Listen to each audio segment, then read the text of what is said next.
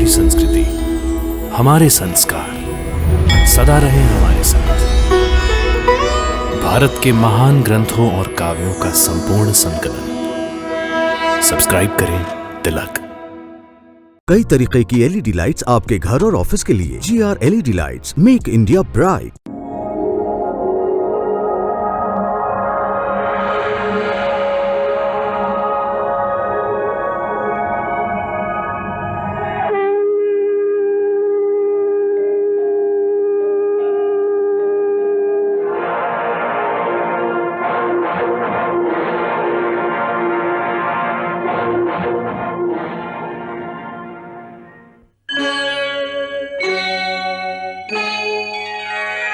कृष्णा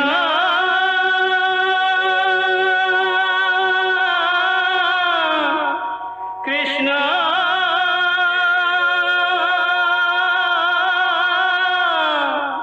हरे कृष्णा हरे हरे।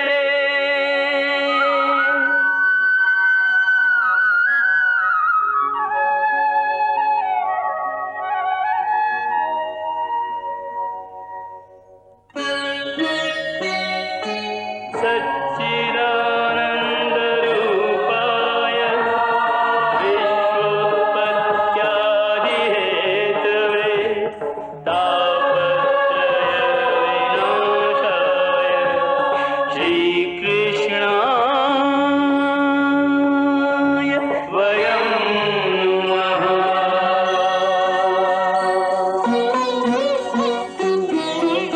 श्रीकृष्ण गोविंद हरे मुरारे, हे नाथ नारायण वासुदेव। हरे कृष्ण राधे कृष्ण राधे राधे कृष्ण कृष्ण हरे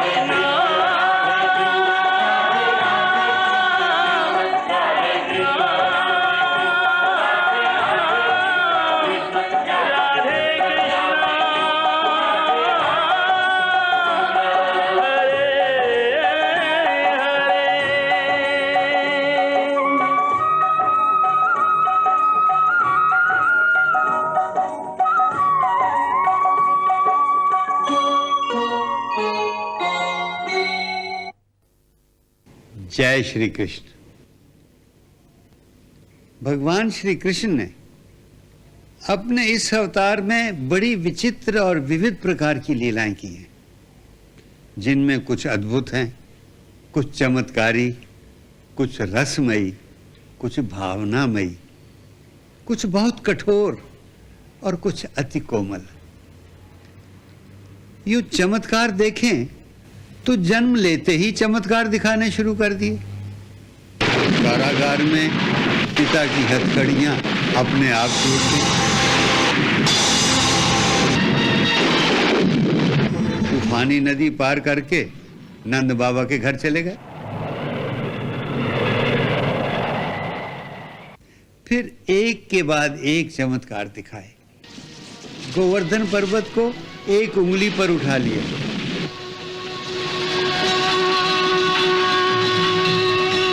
कालिया नाग को वश में करके उसके फनों पर स्वयं नृत्य किया।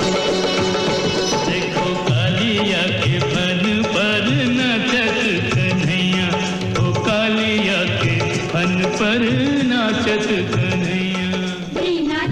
श्री कृष्ण नाचे तो उनके साथ सारा ब्रह्मांड नाच उठा। यहाँ तक कि भगवान शिव भी अपना कैलाश छोड़ के उनके साथ नृत्य करते और कठोर कर्तव्य की ओर आए तो एक एक करके कंस के भेजे हुए दैत्यों का संहार किया। पूतना,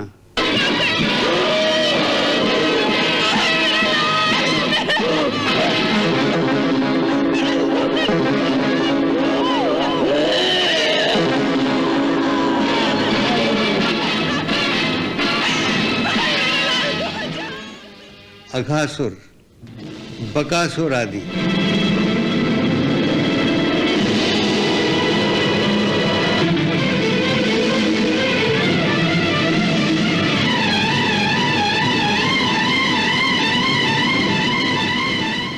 और अंत में स्वयं कंस का वध करना पड़ा।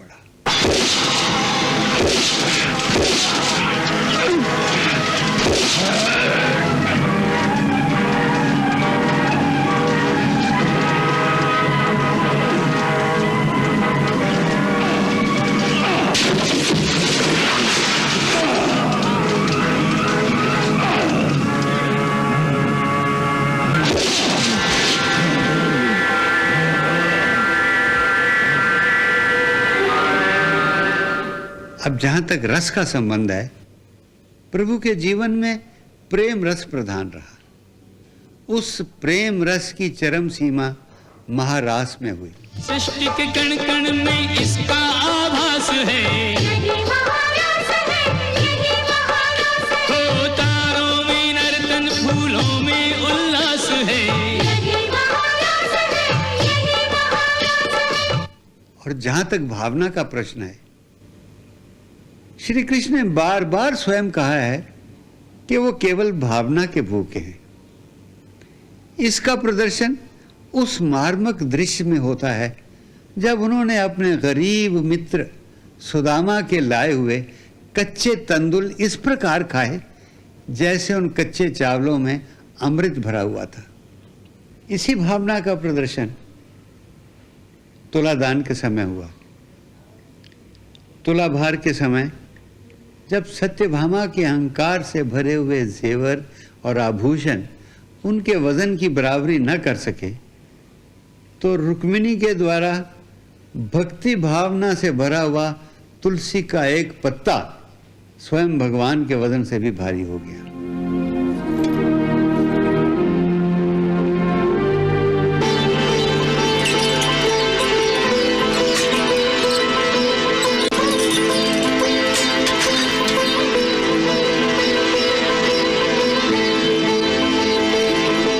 भगवान श्री कृष्ण के अवतारी जीवन के इतने सारे पहलू आप देख चुके हैं। अब हम उनके एक और पहलू को दिखाने जा रहे हैं। यह है भगवान श्री कृष्ण की संतति, उनकी संतान की कहानी।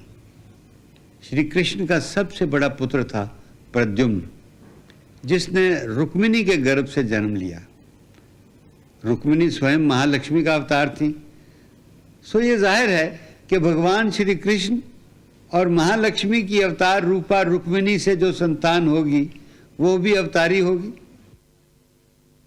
वास्तव में प्रद्युम्न स्वयं कामदेव का अवतार था। कामदेव को एक समय भगवान शिव ने अपना तीसरा नेत्र खोलकर भस्म कर दिया था, परंतु देवताओं की प्रार्थना पर और कामदेव की पत्नी रति के विलाप से द्रवित होकर भगवान शंकर ने उसे फिर से जीवन दान तो दे दिया, परंतु उसका शरीर वापस ना कर सके क्योंकि वो भस्म हो चुका था। इसलिए उस समय के बाद कामदेव शरीर के बिना ही जीवित रहा। ये कथा चूंकि कामदेव के श्री कृष्ण के पुत्र रूप में जन्म लेने की है, इसलिए ये आवश्यक है कि हम आपको वो कारण बताएं जिस कारण भगवान शिव ने कामदेव को भस्म कर दिया था। एक समय की बात है कि तारकासुर नाम का एक महाबली असुर ब्रह्मा जी से प्राप्त किए हुए वरदान से प्रबल होकर त्रिलोकी में हाहाकार मचा रहा था, क्योंकि उसने ब्रह्मा के वर का यह अर्थ लगाया था कि वो अमर हो गया है, उसका वध कोई नहीं कर सकता। इसी अमृतत्व के घमंड की शक्ति से चूर तारकासुर ने पहले पाताल लोक पर आक्रमण करके विजय प्राप्त की, फिर पृथ्वी लोक पर कोलाहल मचा दिया जैसे प्रलय आ गई हो।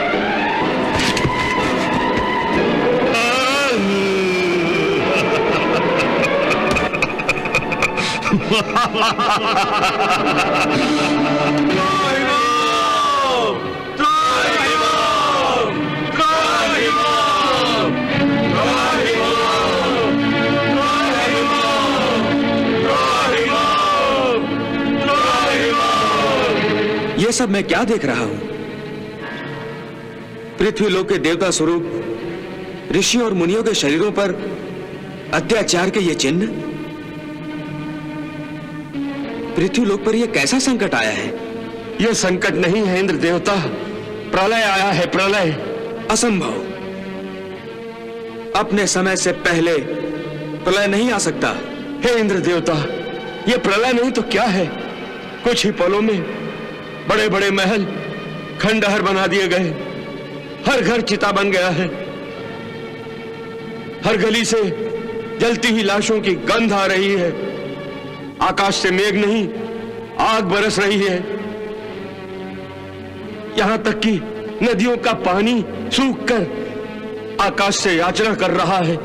धरती पर इतना बलवान मानव कौन है जो अपनी शक्ति का दुरुपयोग कर रहा है? वो मानव नहीं, दानव है, दानव। उसका नाम है तारकासुर। तारकासुर? हाँ देवता, अपनी मायावी शक्ति के आवेश में आकर ये तारकासुर पागल हो चुका है। घमंड में चूर ये तारकासुर समस्त पृथ्वी लोक पर अपना अधर्मी साम्राज्य स्थापित कर चुका है। अर्थात वो हमें चुनौती दे रहा है। अवश्य वो पृथ्वीलोक के बाद इंद्रलोक की ओर बढ़ेगा। तारकासुर के प्रकोप से हमारी रक्षा कीजिए देवराज। रक्षा कीजिए, रक्षा कीजिए। उसकी विनाशकारी शक्ति और उसके घमंड को हम अवश्य तोड़ेंगे, वरना पृथ्वी पर उसकी लगाई हुई आग की लपटों से हमारा स्वर्ण सिंहासन भी पिघल जाएगा। इससे पहले कि वो देवलोक पर आक्रमण करे, स्वयं हम तारकासुर का वध करेंगे। देवेंद्र, कहां छुपे हो तुम? मेरे सामने आओ। तारकासुर!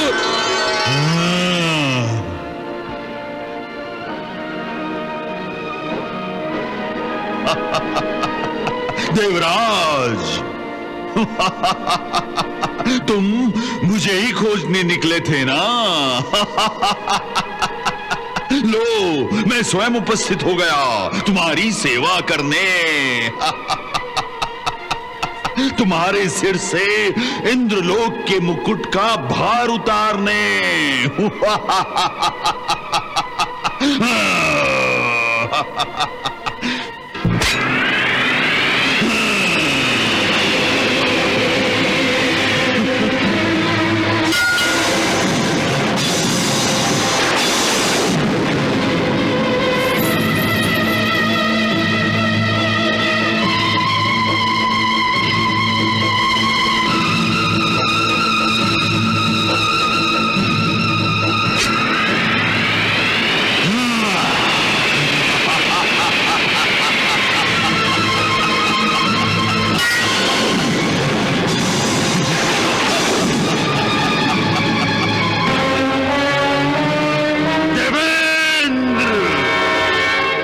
ये दुस्साहस कि तुमने मेरे मायावी शस्त्र को विफल कर दिया।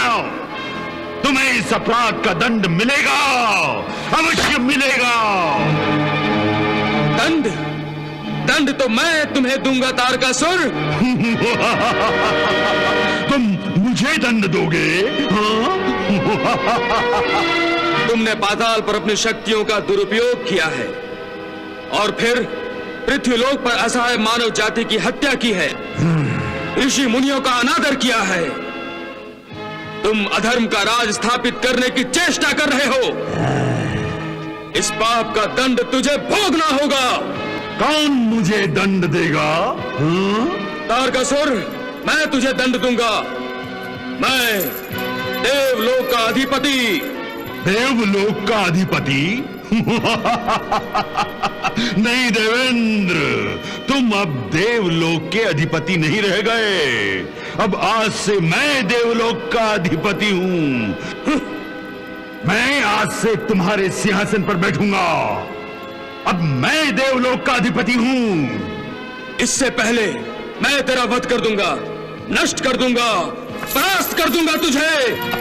मेरा वध कोई नहीं कर सकता।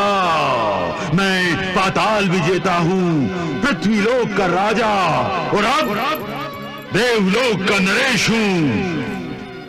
तीनों लोक मेरे अधीन हैं। मैं त्रिलोकपति हूँ, त्रिलोकपति तारकासुर।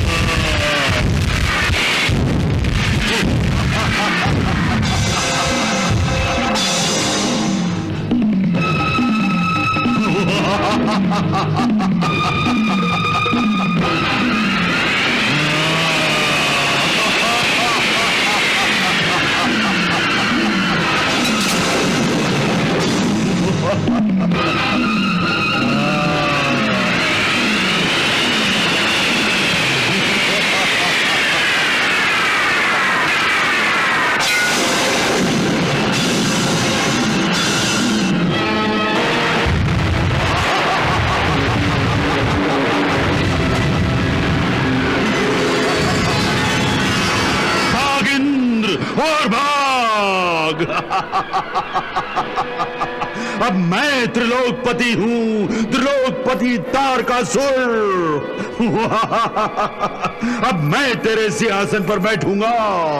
तारकासुर की जय! तारकासुर की जय! तारकासुर की जय! तारकासुर की जय!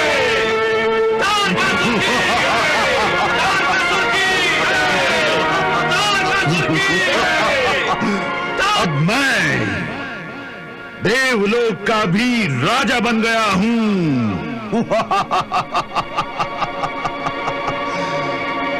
मैं तीनों लोगों का स्वामी हूं। मुझे कोई परास्त नहीं कर सकता। मैं तारकासुर त्रिलोक नरेश हूं, त्रिलोक नरेश।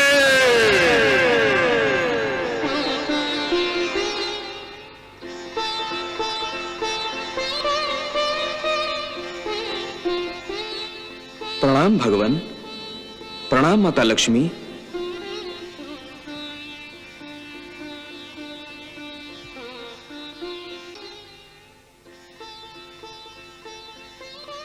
क्या बात है, आज समस्त देवगण हमारी सेवा में एक साथ उपस्थित हो गए। देवराज इंद्र सहित सभी देवताओं के मुखमंडल पर संकट की छाया यह संकेत दे रही है कि सब कुशल नहीं है। भगवान, आप अंतर्यामी हैं, सब जानते हैं कि संकट की काली छाया केवल हमारे मुखमंडल पर ही नहीं बल्कि पूरे देवलोक पर घोर संकट के काले बादल छाए हुए हैं। देवलोक में संकट? हे देवराज, आपके होते हुए ये कैसे संभव हो सकता है कि पूरा देवलोक ही संकट में आ गया?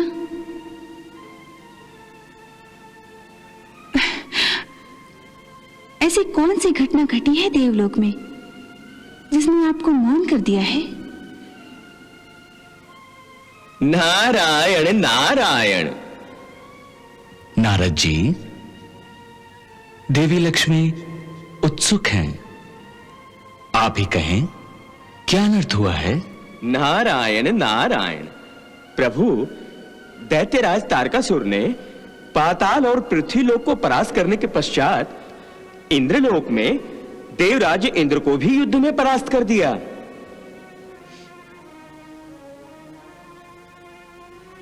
इस समय वो दानव इंद्रलोक के राज सिंहासन को अपनी दूषित काया से अपवित्र कर रहा है भगवान। इसी कारणवश हे प्रभु, हम आपसे यह याचना करने आए हैं कि आप तारकासुर के अधर्म के राज को समाप्त करके फिर से धर्म का राज स्थापित करने में हमारी सहायता करें। भगवान, तारकासुर का अंत अति शीघ्र ही होना चाहिए।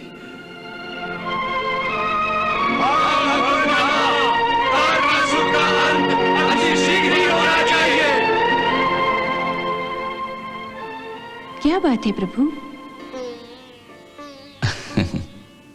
भगवान, आप किस सोच में पड़ गए? आपने तो इससे भी बड़े बड़े दानवों का नाश करके धर्म की रक्षा की है, तो तारकासुर का वध भी शीघ्र ही कर देना चाहिए। नहीं देवी, तारकासुर का वध नहीं हो सकता।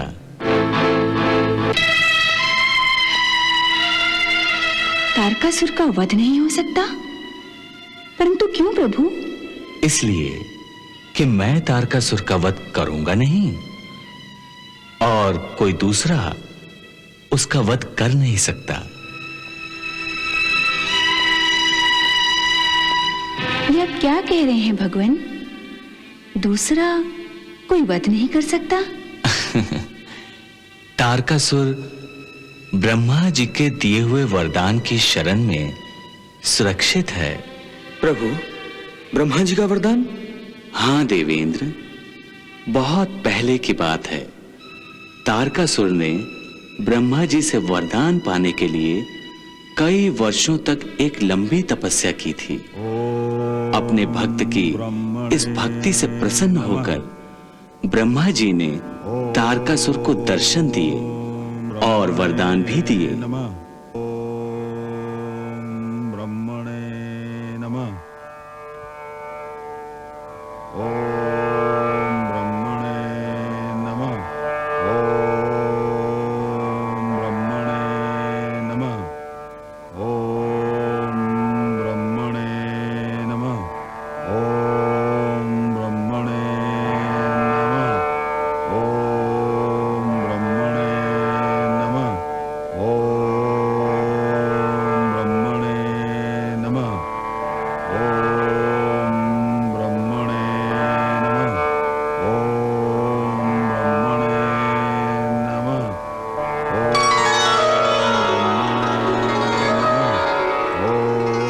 वत्स तारकासुर, हे तारकासुर, आंखें खोलो वत्स।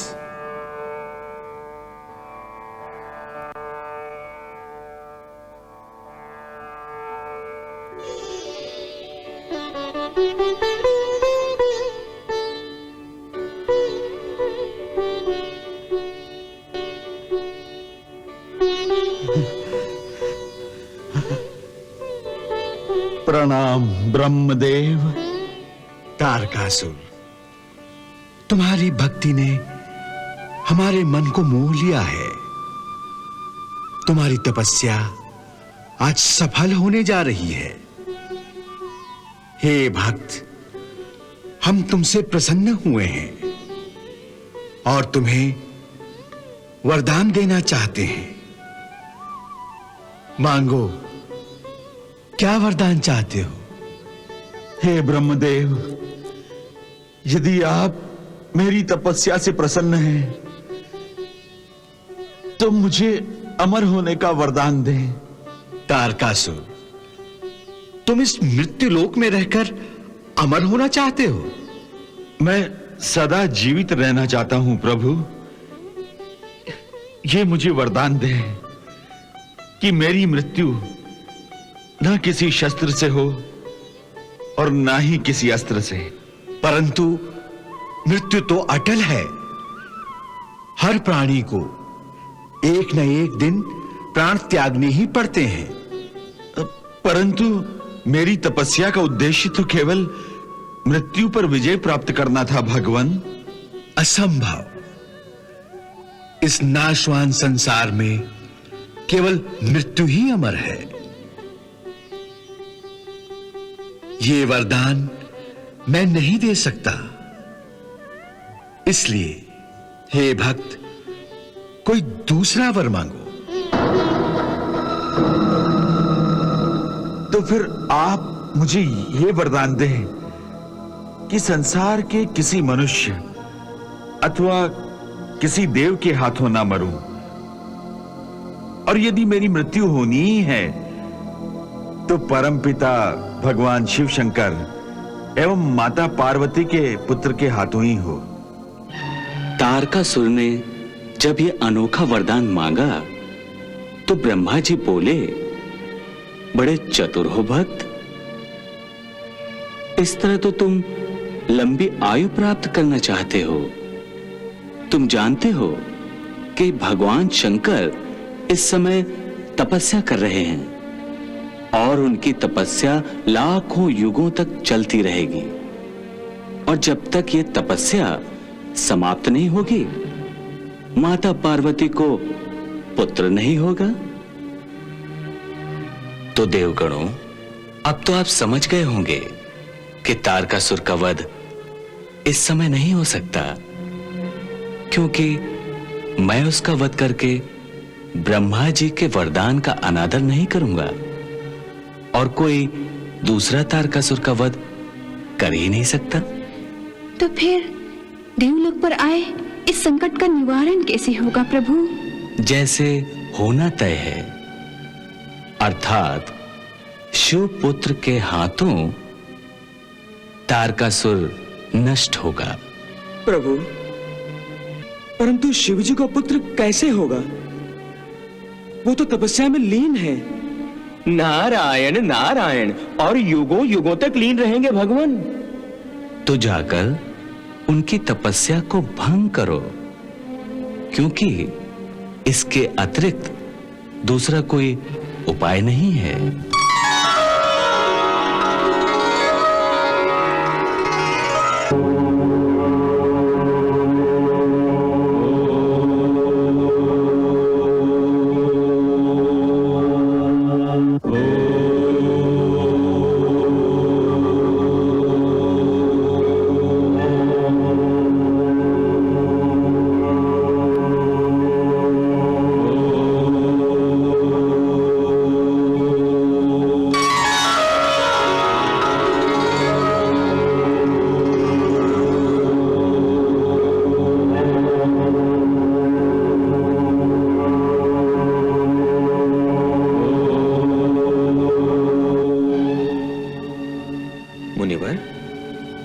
शिवजी की तपस्या में बाधा डालना उचित नहीं है।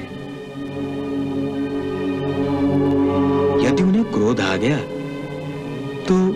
नारायण नारायण, देवराज, हमें केवल महादेव को उनकी तपस्या से जगाना है। इसके अतिरिक्त ऐसा कोई कार्य नहीं करना है जिससे महादेव का क्रोध जाग उठे। ठीक है, मैं प्रयास करता हूं। अवश्य अवश्य देवराज।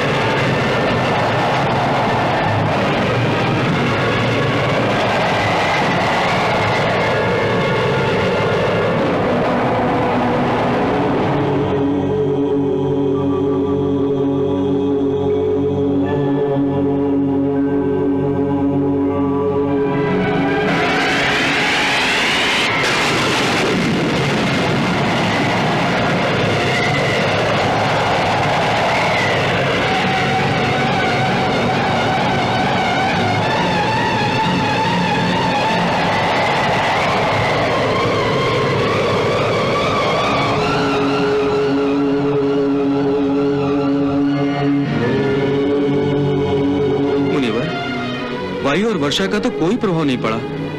अब क्या करें? धरा को हिलाइए देवेंद्र, धरा को। इससे महादेव का संतुलन बिगड़ेगा तो वे जाग जाएंगे। अच्छा, मैं प्रयास करता हूं।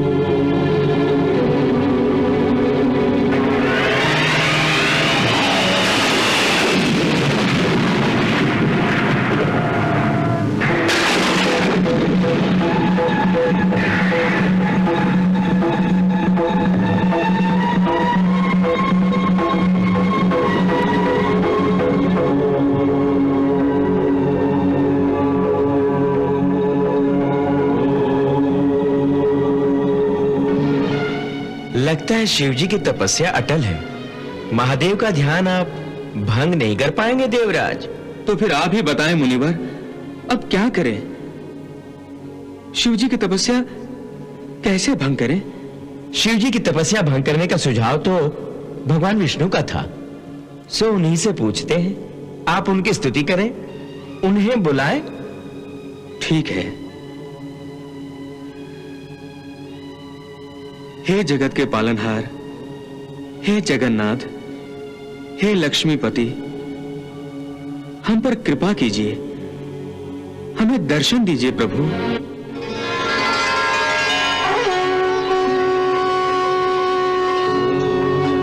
नारायण नारायण।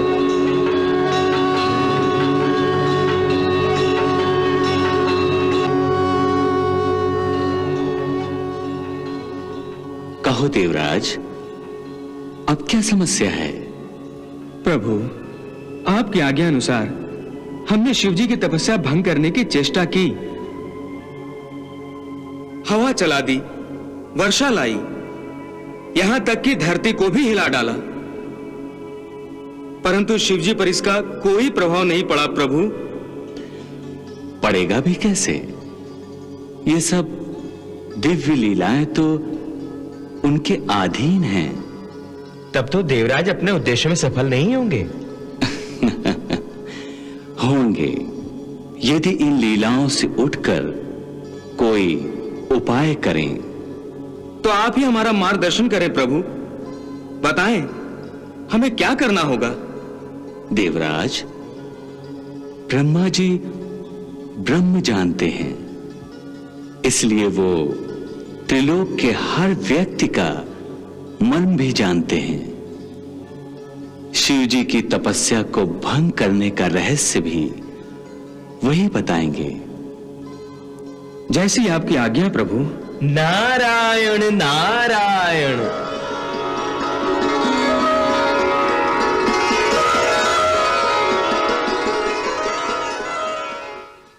देवेंद्र, समस्या तो गंभीर है। शिव जी की तपस्या भंग करना कोई सरल काम नहीं है, और यदि कोई उनकी तपस्या भंग करने में सफल भी हो गया तो वो शिव जी के क्रोध का शिकार हो जाएगा। हमें भी शिव जी के क्रोध का ही भय है, परंतु इस बड़ी समस्या का समाधान आपके ही हाथों में है प्रभु। भगवान, शिव जी की तपस्या भंग करने का उपाय आप ही हमें बता सकते हैं। शिव जी की तपस्या भंग करने का एक ही उपाय है, बिल्कुल अचूक उपाय, और इसी कोमल उपाय से तपस्या भंग हो सकती है। कोमल उपाय? अचूक उपाय है तो जल्दी बताइए ना प्रभु, वो उपाय क्या है? यदि प्रेम की भावना का शिव जी के मन में उद्भाव होगा तो उनकी तपस्या भंग हो सकती है। प्रेम की भावना? हाँ वत्स, प्रेम की भावना। नारायण नारायण। परंतु भगवान, तपस्या में तो शिवजी ऐसे मगन हैं कि अभी तक तो उन्होंने आदि शक्ति माता पार्वती के प्रेम को भी स्वीकार नहीं किया है। हाँ भगवान, ऐसे में शिवजी के मन में प्रेम की भावना कैसे जगाई जाए? वत्स देवेंद्र, प्रेम ये काम का ही सुंदर रूप है। त्रिलोक में सबके मन में प्रेम भावना का निर्माण कामदेव और देवी रति के कारण होता है। शिव जी के मन में प्रेम की भावना जागृत करने के लिए तुम कामदेव और रति की सहायता लो। वो दोनों अवश्य ही शिव जी के मन में प्रेम की भावना जागृत करेंगे। वो दोनों निसंदेह शिव जी की तपस्या भंग कर देंगे। नारायण नारायण, हम अति शीघ्र कामदेव और रति से संपर्क करेंगे। ब्रह्मा जी, हमें हमारे कार्य में सफल होने का आशीर्वाद दीजिए। यशस्वी भव।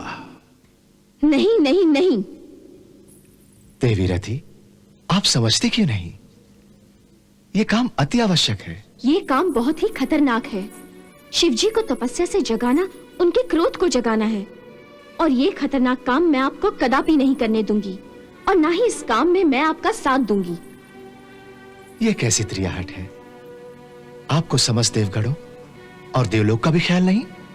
आप इसे मेरी त्रियाहट समझते हैं तो समझिए, परंतु मैं अपने पति को देवलोक पर भेंट नहीं चढ़ा सकती। पति परमेश्वर होता है, और परमेश्वर से बढ़कर देवलोक और देवगण नहीं है। देखो देवी रति, मैं केवल आपका पति ही नहीं हूं, पति के अतिरिक्त भी मेरा कुछ उत्तरदायित्व है। आप कौन से दायित्व की बात कर रहे हैं? मेरा नाम कामदेव है, और मेरा काम प्रेम की भावना जगाना है। सच पूछो तो हम तीनों लोगों को प्रेम का पाठ पढ़ाते हैं, परंतु इस समय मुझे यह लग रहा है कि सबसे पहले यह पाठ आप ही को पढ़ाना होगा। क्या आप ये कहना चाहते हैं कि मैं प्रेम का अर्थ ही नहीं जानती? अवश्य जानती है, परंतु प्रेम का केवल आधा अर्थ ही आप जानती हैं। आधा अर्थ? हाँ देवी, प्रेम केवल अपने प्रेमी को पाने का नाम नहीं है, अपने आप को भेंट चढ़ाने की भावना भी प्रेम है, किसी के लिए मिट जाने का नाम भी प्रेम है। इस सत्य को मैं कहां नकार रही हूं? आपके लिए स्वयं मैं भेंट चढ़ सकती हूं, मगर आपको मैं संकट में नहीं डाल सकती। इसका अर्थ तो यह हुआ कि आप केवल अपने बारे में सोच रही हैं, किसी और का कोई ख्याल नहीं है। मैं तो केवल एक पत्नी का धर्म निभाने की चेष्टा कर रही हूँ। अपने सुहाग के प्राणों की सुरक्षा चाहती हूँ मैं। केवल अपने और अपने पति के बारे में सोचना और दूसरों के संकट में उनकी सहायता के योग्य होने पर भी उनकी सहायता ना करना तो स्वार्थी हुआ ना? और आप इस स्वार्थ को पत्नी का धर्म कहती हैं? अरे जिस स्वार्थ को आप पत्नी का धर्म कह रही हैं, उस स्वार्थ में आप ये भूल रही हैं कि पति के कर्तव्य को निभाना भी पत्नी का धर्म होता है। जिसे आप मेरा स्वार्थ कह रहे हैं, वो मेरा प्रेम है देवता। शिव जी की तपस्या को छेड़ने के नाम से ही मैं भयभीत हो जाती हूँ। मेरी आत्मा तक कांप उठती है। सोचती हूँ कहीं आपको कुछ हो गया तो? मुझे कुछ नहीं होगा देवी, मेरे प्राणों की चिंता ना करें। मैं अमर हूं, मृत्यु मेरे लिए नहीं है। आपका यह भय निराधार है, अकारण है। अकारण ही सही, फिर भी एक शंका है जो कांटा बनकर मन में बार बार चुभ रही है। जाने क्यों मन नहीं मान रहा। मन की बात मानेंगी तो देवताओं का मान नहीं रख सकेंगी देवी। स्वयं देवराज इंद्र सहित सभी देवतागण देवलोक को तारकासुर के चंगुल से छुड़ाने की याचना लेकर पधारे हैं। वो बाहर बैठे कब से हमारी प्रतीक्षा कर रहे हैं। उन सब के उद्धार के लिए हमें शिवजी के मन में प्रेम अग्नि को जगाने का खतरा मोल लेना होगा देवी। और फिर शिवजी के मन में प्रेम भावना जगाने का उपाय ब्रह्मा जी ने सुझाया है, और यही उनकी इच्छा है। यदि हम उनकी इच्छा का विरोध करेंगे तो ये उनके अनादर के बराबर होगा। क्या आप उनका अनादर करने का साहस करेंगी? यदि आपकी यही इच्छा है तो यही सही। हम ये खतरनाक काम करेंगे, परंतु हमारी सुरक्षा का कोई साधन तो होगा ही। युद्ध में योद्धा अपने प्राण खतरे में डालते हैं, परंतु अपने प्राणों की सुरक्षा के लिए कवच तो पहनते हैं ना? ये पहली बात आपने मन से नहीं मस्तिष्क से की है। हमारी सुरक्षा का कवच क्या होगा? बाहर सभी देवतागण बैठे हैं, हमें इस समस्या का समाधान उनसे मिलकर सोचना चाहिए। आओ देवी।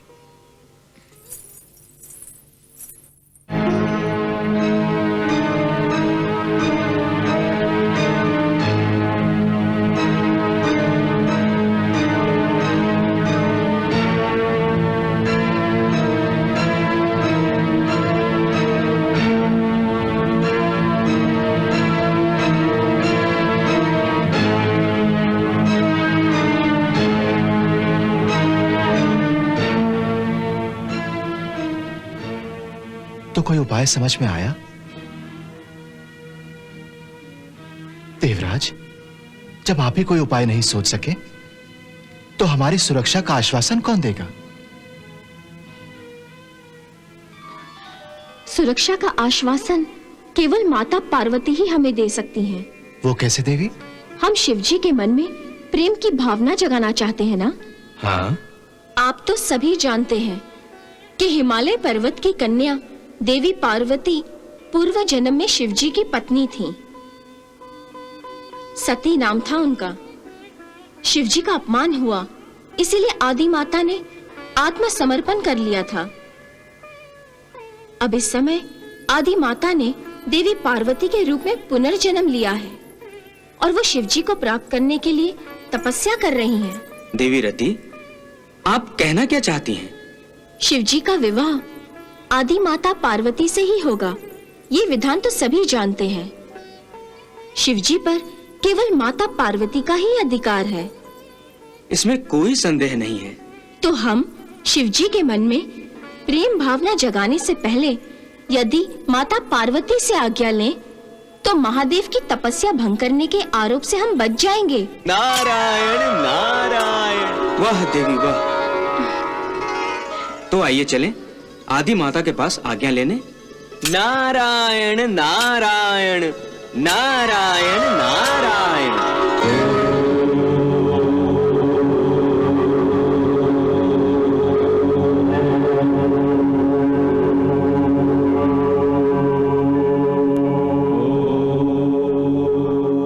नारायण नारायण।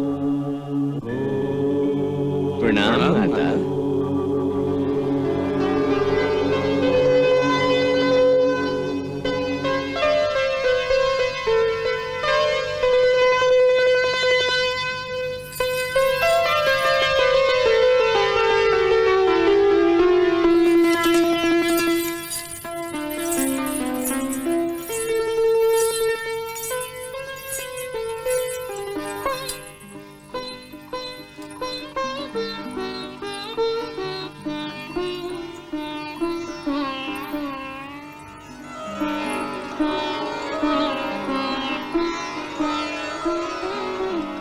आज अचानक आप सभी हिमालय पर?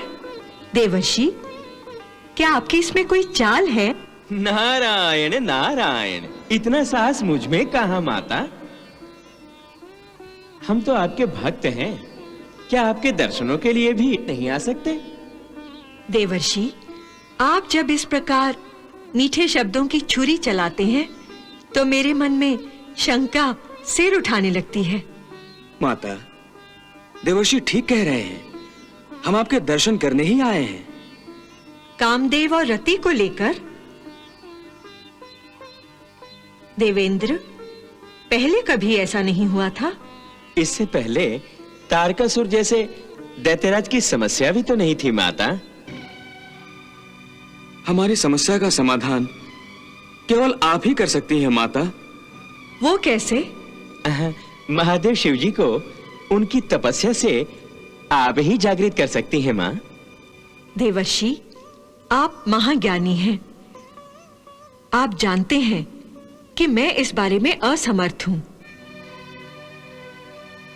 शिवजी जब तपस्या में लीन होते हैं तब तपस्या पूरी होने से पहले उनका जागृत होना असंभव है। माता, यदि आपकी आज्ञा हो तो हम शिवजी की तपस्या भंग करने का प्रयास करें। बुद्धि भ्रष्ट हो गई है आप सबकी। बिल्कुल भ्रष्ट हो गई है। महाप्रलय को निमंत्रण देना चाहते हैं और ये भी चाहते हैं कि आत्महत्या के इस कार्य में मैं आपकी सहायता भी करूं। इतना भी नहीं जानते कि भोलेनाथ की तपस्या भंग करते ही उनके क्रोध का ज्वालामुखी फट पड़ेगा और न जाने कौन कौन शिवजी के क्रोध के लावे में भस्म हो जाएगा।